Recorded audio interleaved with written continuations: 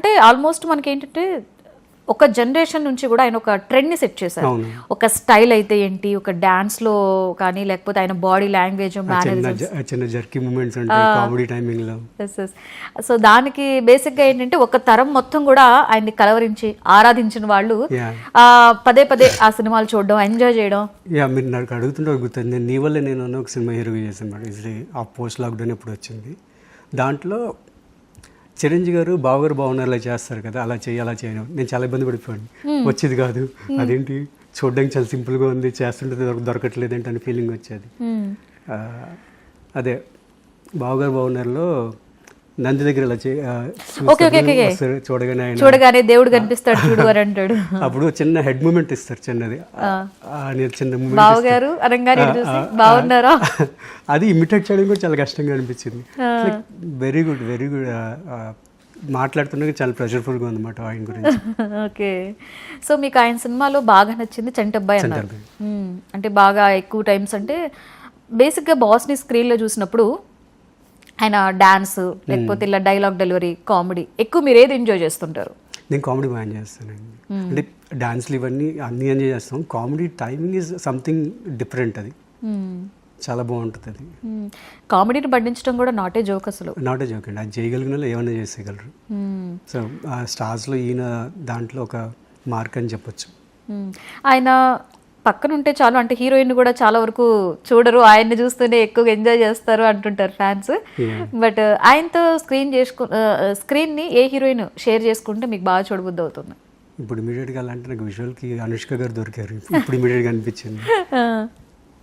And Nayanthara కూడా చాలా బాగుంటారండి. అంటే ఇప్పుడు మ్యాచ్ అవుతుంది. ఆవిడ రీసెంట్గా టూరిస్ట్ ఫ్యామిలీ అని చేశారు, మన టూరిస్ట్ ఫ్యామిలీ ఉన్న సినిమా వచ్చింది కదా, సరే I forgot the name. Okay, Nayanthara గారు బాగుంటారు.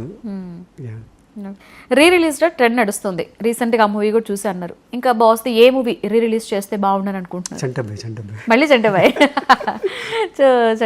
చాలా చిన్న చిన్న అంటే భలే ఉంటాయండి. ఆయన అసలు కామెడీ కూడా డిఫరెంట్ గా ఉంటుంది. స్టార్టింగ్ నుంచి అసలు సినిమానే ఫుల్ ఫన్ ఉంటుంది.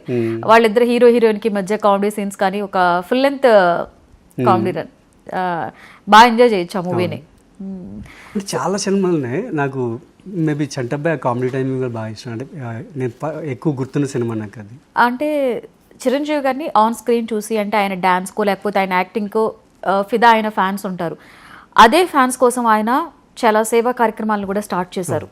ఇక్కడ మనం చూసుకుంటే హైదరాబాద్లో బ్లడ్ బ్యాంక్, రోజు దాని ముందే వెళ్తుంటాం, ఐ బ్యాంక్. సో దాని ఏంటంటే చాలా మంది ప్రాణాలను సేవ్ చేస్తుంది ఆ బ్యాంక్. సో మీరు ఎప్పుడైనా అలాంటి సేవా కార్యక్రమాల్లో పాల్పంచుకున్నారా? నేను ఒకసారి బ్లడ్ ఇచ్చానండి ఇక్కడ చిరంజీవి లాంగ్ బ్యాక్ ఒకసారి హైదరాబాద్ వచ్చిన కొత్తలో. అదొకటి గుర్తుంది. ఇంకా అంత యాక్టివ్గా పార్టిసిపేట్ చేశానంటే గుర్తులేదు. యా, ఈ లాక్డౌన్ టైంలో కూడా ఆయన చాలా చేశారండి. లైక్ ఆక్సిజన్ సిలిండర్స్ పంపించడం. అంటే not only heal be like కాన్షియస్గా ఫ్యామిలీ గ్యాదరింగ్స్ కూడా చేస్తుంటారు విన్నాను.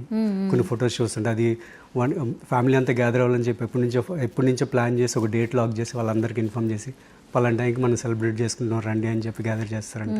80s బ్యాచ్ అని కూడా ఒకటి ఉంటుంది, ఐ థింక్ 80s. గ్యాదరింగ్స్ అని అవి చేయడం అంటే ఒక కమ్యూనిటీని మెయింటైన్ చేయడం అనేది చాలా గ్రేట్ థింగ్ అది.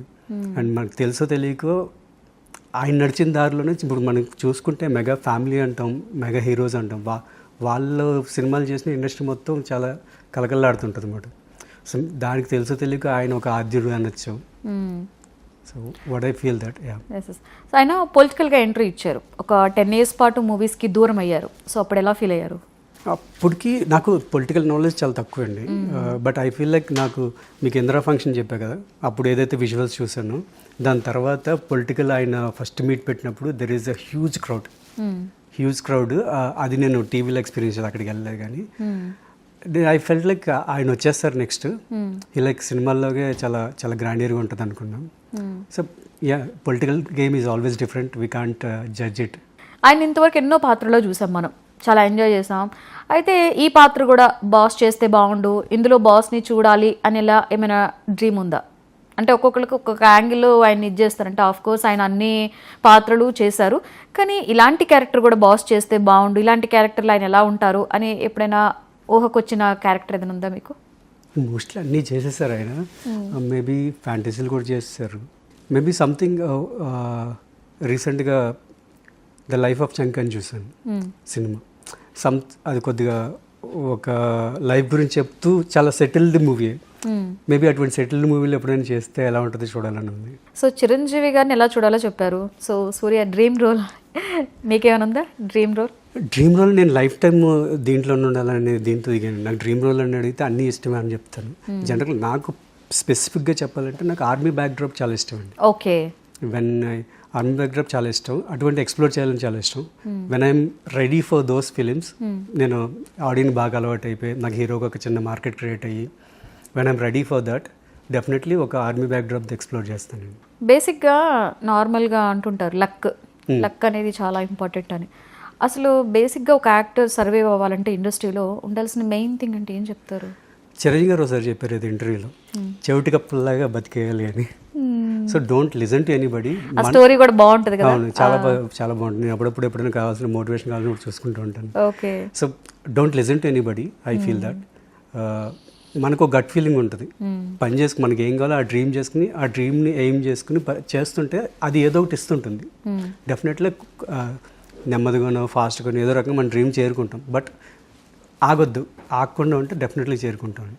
అది నాకు చాలా మల్టిపుల్ టైమ్స్ నా లైఫ్లో నాకు ప్రూవ్ అయింది. మన డ్రీమ్ టు బి సంథింగ్, ఇంకో డ్రీమ్ ఏదో అచీవ్ అవుతుంది. బట్ ఇది ఒక స్టెప్ దాని దగ్గర చేర్చుతుంది అనమాట. So what I feel that అండి. అయితే సూర్య గారు, అంటే ఇందాక మీరు చెప్పారు ఆయనలో కామెడీ యాంగిల్ బాగుంటుంది, ఆయన స్క్రీన్లో ఉంటే ఎంజాయ్ చేస్తామని చెప్పి. మెయిన్గా అసలు చిరంజీవి గారిని ఇష్టపడిన తర్వాత ఆయనలో బాగా నచ్చే అంశం అంటే మీరేం చెప్తారు? ఆయన వాట్ ఎవర్ ద సిచ్యువేషన్, ఎటువంటి ఫీడ్బ్యాక్ వచ్చినా, ఎటువంటి నెగిటివిటీ, ఒక చిన్న నెగిటివ్ సిచ్యువేషన్ జరుగుతుంటే మనకి ఎవరో ఒకరు ఏదో మాట్లాడుతుంటారు, ఇంకొకరు ఏదో మాట్లాడుతుంటారు, ఒక్కొక్కరు ఒక పర్స్పెక్టివ్లో మాట్లాడు, వాటన్నిటిని కూడా ఎప్పుడూ ఎమోషనల్ ఇన్బ్యాలెన్స్ అవ్వకుండా చాలా బాగా వాటిని ఆర్టికులేట్ చేసి మాట్లాడతారు. అంటే దాన్ని సెటిల్ చేస్తారు నీట్గా సెటిల్ చేస్తారు. అది నాకు బాగా నచ్చుద్ది. అంటే దేన్ని గట్టిగా లైక్ అది పిండేసుకోవడం ఇలా చేయకుండా నీట్గా దాన్ని ఎలా సాల్వ్ చేయాలి, హ్యాండిల్ చేయాలి అని తెలుసు. చాలా చాకచక్యంగా మాట్లాడగలరు అండ్ మోటివేట్ చేయగలరు. అది మోటివేషనల్ వర్డ్స్ కూడా చాలా బాగా అనిపిస్తాయి. లైక్ అంటే ఎవరైనా నిన్ను ఏదైనా మాటని హర్ట్ చేస్తుంటే నువ్వు దాన్ని తీసుకుంటే వాళ్ళని నువ్వు హీరో చేసినట్లే. రీసెంట్గా నేను నిన్నే విన్నట్లున్నాను. నువ్వు అసలు వాళ్ళ వర్డ్స్ని ఎందుకు తీసుకొని నువ్వు హర్ట్ అయ్యి నువ్వు ఫీల్ అవుతావు? అప్పుడు వాళ్ళు నువ్వు హీరో చేసినట్లే కదా. అసలు నీ మనసు మీద ఆధిపత్యం వాళ్ళకి ఎందుకు ఇస్తావు? వాళ్ళని ఎందుకు ఇది చేయాలి? వాళ్ళు అనుకుంటున్నారు వాళ్ళ ఇది. ఆయన అన్ని స్పీచెస్ ఎన్ని చూసినా మీకు బేసిక్ సింగిల్ పాయింట్ అవుతుంది, ఎవ్రీథింగ్ ఇన్ బిట్వీన్ దీస్. ఈ మైండ్లోనే ఉంటుంది, ఎవ్రీథింగ్ ఇన్ బిట్వీన్ మన మైండ్లోనే ఉంటుంది. సో అవి ఆయన్ని మనం డీకోడ్ చేసి చూడగలిగితే ఇట్స్ లైక్ నువ్వు నేను కంట్రోల్ చేసుకోగలిగితే చాలా అన్ని కంట్రోల్లో ఉంటాయి. అండ్ ఆయన ప్రూవ్ చేసుకుంటూ వస్తున్నారు. సో అందరికీ ఉంటాయి ఎదురు తెప్పులు అనేవి. అంటే దాన్ని ఎలా మనం హ్యాండిల్ చేసాం, ఎలా దాన్ని క్రాస్ చేసాం, అప్పుడే కదా. అంటే ఒక స్టేజ్లో మనం ఉన్నామంటే ఈజీగా వచ్చేది, ఈజీగా మెగాస్టార్ అయిపోరు, ఈజీగా ఏ స్టార్ కూడా అయిపోరు. బట్ ఎన్నో చాలా సిచ్యువేషన్ చాలా స్ట్రెస్ అవ్వచ్చు, చాలా సింపుల్గా చాలా ఈజీగా హ్యాండిల్ చేస్తారు ఆ సిచ్యువేషన్.